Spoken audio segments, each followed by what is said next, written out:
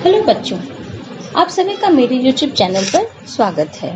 आज की इस वीडियो में हम कक्षा पंचम पाठ 4 नन्हा फनकार पढ़ेंगे। इस पाठ में हम कहानी का सारांश और कठिन शब्दों के अर्थ जानेंगे, इसलिए अंत तक इस वीडियो के बने रहें। आइए अब कहानी देखते हैं। नन्हा फनकार।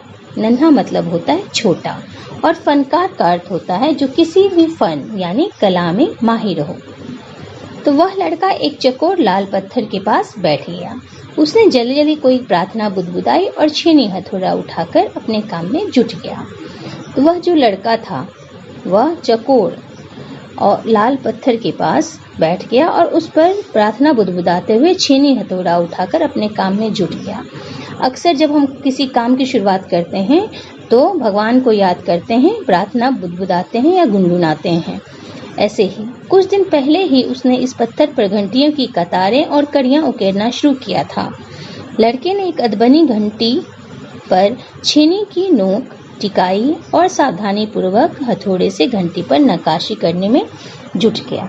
नक्काशी का अर्थ होता है लकड़ी या पत्थर को छीलकर या गढ़कर उस पर आकृतियां बनाना, इसे कहते हैं नक्काशी।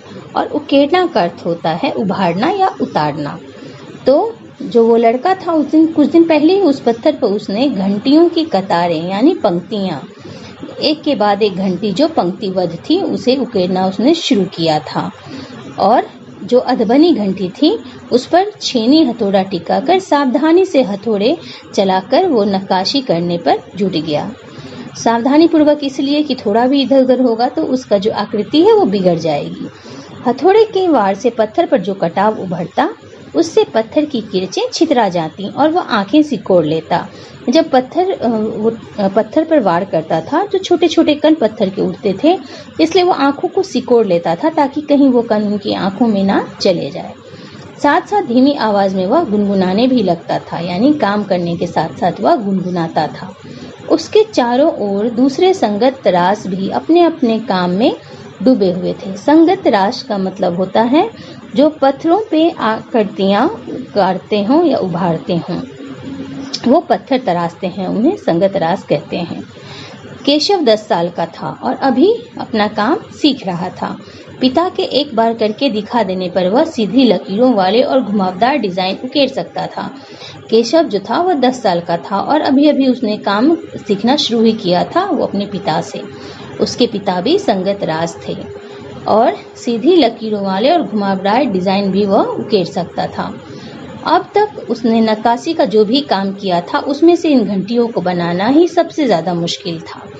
तो अभी तक जितना उसने काम सीखा था सबसे मुश्किल काम इन्हीं घंटियों को बनाना था। केशव जानता था कि एक दिन तो ऐसा जरूर आएगा जब वह बहुत बारीक जालियां, महीन नफीस बेलबूटे, कमल के फूल, लहराते हुए सांप और इछलाकर चलते हुए घोड़े, यह सब पत्थर पर उकेर पाएगा, ठीक उसी तरह जैसे उसके पिता बनाते हैं। और केशव को अपने आप पर यह भरोसा जरूर था कि जिस तरह उसके पिता बहुत अच्छे संगतकार हैं उसी तरह एक दिन वह भी बनेगा और जितनी भी महीन जालियां होती हैं या डिजाइन्स जो भी होते हैं, कमल के फूल, लहराते हुए सांप, घोड़े, सारा कुछ वो पत्थर पर उकेर पाएगा। कई साल पहले जब वो पैदा भी नहीं हुआ था तो उसके माता पिता गुजरात से आगरा आकर बस गए थे, यानी उनके माता पिता पहले गुजरात रहते थे, अब आगरा में बस गए थे। बादशाह अकबर उस वक्त आगरे का किला बनवा रहे थे और केशव के पिता को यहीं काम मिल गया था। जो बादशाह अकबर थे वह किला बनवा रहे थे आगरे में और उनके पिता को यहीं पे काम मिल गया था। केशव का जन्म भी आगरे में ही हुआ था। उसे गुजरात के पुश्तैनी गांव जाने का तो कभी मौका ही नहीं मिला। आगरे की गलियां और अब सीकरी, बस यही उसका घर था, यानी वो गुजरात जाने का उसे कभी मौका ही नहीं मिला। पुश्तैनी मतलब होता है खानदानी, पैतृक, उसे वह देखने का मौका नहीं मिला गुजरात में। और अभी जो ये आगरे की गलियां हैं और सीकरी, यही इसका घर रह गया था। चारों ही ओर हो रही छेनी हथौड़े की छकछक खड़खड़ के बीच केशव को किसी के कदमों की आहट भी न सुनाई पड़ी, यानी उस वक्त जब वो काम कर रहा था कोई आए जिनके कदमों की आहट भी उसे नहीं सुनाई पड़ी, क्योंकि चारों तरफ छेनी हथौड़े की छकछक हो रही थी। इसलिए अचानक कानों में एक आवाज पड़ने पर वह चौंक गया। माशा अल्लाह, ये घंटियां कितनी सुंदर हैं, तुमने खुद बनाई हैं? तभी उसके कान में एक आवाज सुनाई दी, माशा अल्लाह, ये घंटियां क्या तुमने बनाई है? उससे किसी ने यह सवाल पूछा।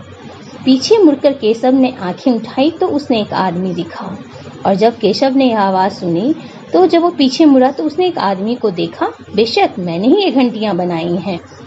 और उसने जवाब दिया कि हाँ, ये घंटियां मैंने ही बनाई हैं।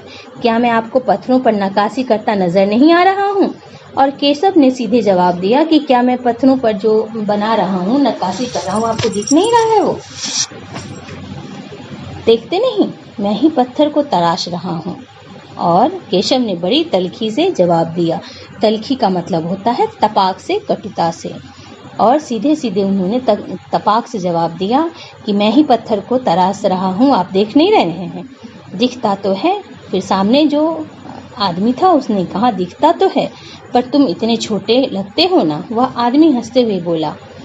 तो उसे, क्योंकि उस आदमी को लगा ये छोटा बच्चा ये बना रहा है, इसलिए उसने इससे पूछ बैठा। तो मैं 10 साल का हूँ, केशव ने जवाब दिया। 10? अच्छा। वह आदमी पास पड़े पत्थर पर बैठते हुए बोला, तब तो काफी बड़े हो। मैंने भी 13 साल की उम्र में एक लड़ाई में हिस्सा लिया था। और उस आदमी ने कहा बैठते हुए, तब तो तुम काफी बड़े हो। मैंने भी 13 साल की उम्र में लड़ाई में हिस्सा लिया था।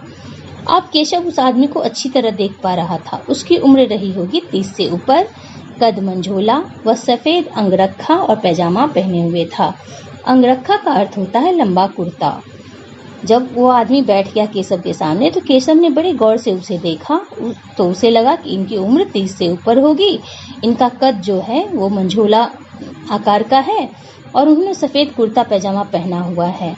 उसके बाल जो हैं वो गहरे लाल रंग की पगड़ी से ढके हुए हैं। तो लगता है वो कोई बहुत बड़ा आदमी है। केशव को अंदाजा लगा उनके पहनावे से, कदकाठी से, कि यह बहुत बड़ा आदमी है। केशव ने उस आदमी के गले में पड़ी बड़ी बड़ी मोतियों की माला, उंगलियों की अंगूठियों को देखते हुए सोचा, यानी उनके वेशभूषा पहनावों को देखकर उसे अंदाजा लगा कि ये बड़ा आदमी है। तीखी नाक, बड़ी बड़ी आंखें, होंठों को ढकते हुए नीचे की तरफ आती घनी मूछें। केशव उस आदमी के व्यक्तित्व का मुआयना कर ही रहा था, तभी उस आदमी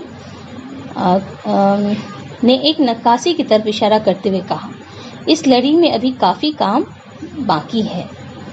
इससे पहले कि केशव कोई जवाब देता, किसी ने तेजी से दौड़कर आने की आवाज सुनी। और जब वो उसके व्यक्तित्व को देख रहा था और मुआयना कर रहा था कि ये कौन है, क्या है, बड़ा आदमी है, तभी उस आदमी ने एक नक्काशी को इशारा करते हुए पूछा था कि इस लड़ी में अभी बहुत काम बचा हुआ है। और केशव के जवाब देने से पहले ही उसने तेजी से किसी के दौड़कर आने की आवाज सुनी। यह और कोई नहीं, महल का पहरेदार था।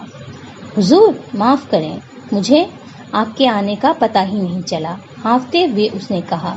यानी पहरेदार जो दौड़ता हुआ आया था वो हाँफ रहा था और उसने कहा कि हुजूर मुझे क्षमा करें, मुझे आपके आने का पता नहीं था। फिर वह मुड़कर भौचक से खड़े केशव को घूरते हुए बोला, बेवकूफ, खड़ा हो, हुजूर आला के सामने बैठने की जरूरत कैसे की तूने? झुककर सलाम करिए। और इसके बाद जो दरबान था उसने कहा, जो पहरेदार, उसने कहा कि तुम बैठे क्यों हो यहाँ पर? तुम्हें इतनी हिम्मत कैसे हुई कि तुम हुजूर आला के सामने यानी महाराज के सामने खड़े हो? जुर्रत का अर्थ होता है साहस, हिम्मत, यानी तुम्हारी साहस कैसे हुई? अब केशव का माथा ठनका, उसे कुछ समझ आ रहा था। बदहवासी में छेनी हाथ से छूटकर नीचे गिरे और जल्दी से उठकर खड़ा हो गया। और जब केशव का उस समय माथा एकदम ठनक गया कि अरे यह तो महाराज हैं, उसे कुछ समझ में नहीं आ रहा था कि वह क्या करे। और बदहवासी मतलब होता है व्याकुलता में, बेहोशीपन में, यानी कि बहुत उतावलेपन में, कि अब वो क्या करे क्या नहीं। उसके हाथ से जो छेनी थी वह छूटकर नीचे गिर गई और जल्दी से वह खड़ा हो गया। अरे कहीं ये बादशाह अकबर तो नहीं? और तब उसके दिमाग में ये बात आई कि कहीं ये बादशाह अकबर तो नहीं है। यह ख्याल आते ही उसने झुककर सलाम किया और खरगोश की सी कातर नजरों से अकबर को देखने लग गया। और उसके बाद जब उसे ख्याल आया कि बादशाह अकबर हैं, वो सीधा खड़ा हो गया और जैसे खरगोश पलकें उठाकर और तुरंत गिराकर चोर की पलकों से देखता है, वैसे ही वो अकबर को देखने लग गया। अकबर को पहरेदार की दखल अंदाजी भली न लगी और अचानक से पहरेदार का आना और दखल करना, दखल अंदाजी मतलब होता है बीच में आकर दखल देना, यानी बीच में आना, उसको अच्छी ना लगी। उन्होंने खींचकर पहरेदार को वहां से जाने का इशारा किया। खींचकर मतलब होता है खीन होकर। ठीक है सिपाही, कुछ देर के लिए हमें अकेला छोड़ दो। और सिपाही को उन्होंने अकेला छोड़ देने के लिए कहा। पहरेदार तो चला गया, मगर केशव असमंजस में था कि उसे क्या करना चाहिए। यानी पहरेदार के जाने के बाद केशव को समझ में नहीं आ रहा था कि अब उसे क्या करना चाहिए। वापस अपना काम नक्काशी का शुरू करे या बादशाह के हुक्म के इंतजार में खड़ा रहे, कि वह काम शुरू करे या बादशाह जब कहें काम शुरू करने तब तक खड़ा रहे। दिल तो उसका अभी भी धक धक कर रहा था। हाँ, पर वह डरा हुआ नहीं था, क्योंकि अकबर प्यार से उसे देखते हुए मुस्कुरा रहे थे। यानी उसकी धड़कन बढ़ी हुई थी, लेकिन वह डर नहीं रहा था, क्योंकि अकबर जो है उसे बहुत प्यार की नजरों से देखकर और मुस्कुरा रहे थे। तुम्हारा नाम क्या है? अकबर ने नरम आवाज में पूछा। केशव। केशव ने नपा-तुला सा जवाब दिया कि मेरा नाम केशव है।